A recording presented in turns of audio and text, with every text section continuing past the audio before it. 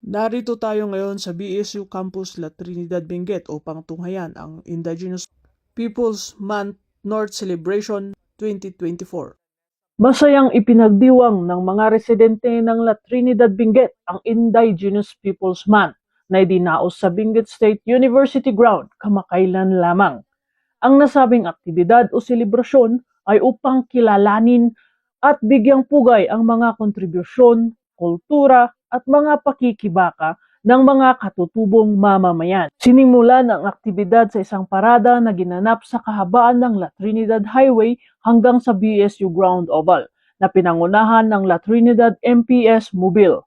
Kasunod ang mga local government unit ng La Trinidad at mga iba't ibang barangay nito. Yes po, dito po sa Municipality of La Trinidad, sa ating kapulisan po, hindi po tayo nagkulang sa mga deployment natin. Tinitingnan natin yung mga pumupuntang indigenous people dito sa BSU para at least yung kanilang security ay maganda po siya. Takes us yung isang linggo na nag-prepare dahil ito po ay maraming activity, hindi lang ito.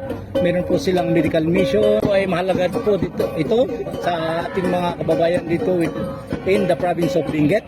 Ito po ay kauna-unang selebrasyon dito sa Municipality of La Trinidad na kanilang gagawin na nagsama-sama yung 16 barangays na magkakatay at magte-thanksgiving ng mga baboy po dito, yung mga pigs dito po sa Municipality of La Trinidad. Patunay lamang na maaasahan ng ating mga kapulisan sa pagpapanatili ng kaayusan at katahimikan ng ating bansa.